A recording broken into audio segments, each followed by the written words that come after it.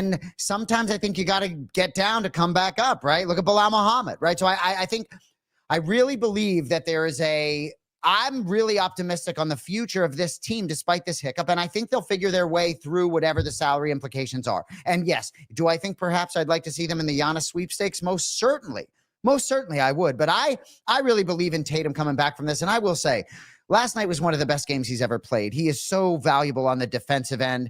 I really think Joe Mazzulla has left so much to be desired in terms of certain matchups and certain things where I just don't think I think Tatum's been out there by himself in certain spots where just matchup wise, he's been on an island a little bit, where the Knicks had 4 or 5 guys going to the rim where Tatum was isolation and still getting high quality shots. But man, Jay, I think we've also learned that the Celtics are tough to a point. I don't know if they are New York tough, the way New York has played this postseason, where they've leaned on them. They've been physical against them.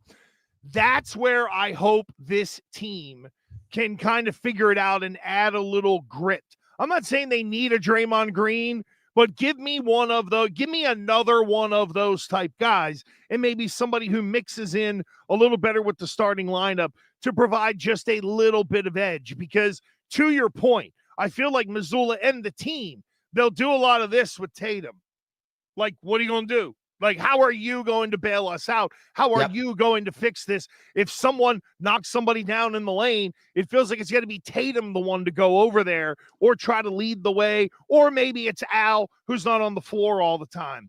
But I'm just now to the point to where I'm praying for a Game 5 win, and that Joe Mazzulla shows me a little something different. Because, Jay, you're right. I think when it comes to the coaching of the matchups and timeouts and things like that, we need to remember that Joe Mazzulla is still learning as well. I mean, the guy's first playoff run was last year. So even though we took for granted he might not make mistakes, 2023 was him, no? Oh, I forgot about that.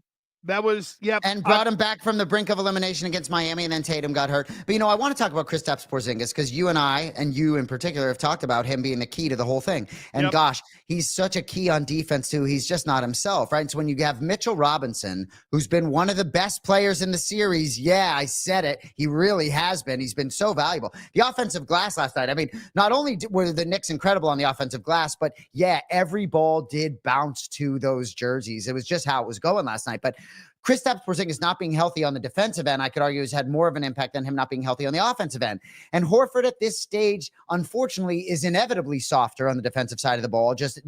And as much as I like Luke Cornett and think he's been underutilized in the series, he has looked a little bit vulnerable against those sort of tough bigs inside for New York. So that have a little more girth. So anyway, but brutal for JT. But I guess for me, I believe with every ounce of my being that Jason Tatum is going to play a playoff game for the Celtics next year.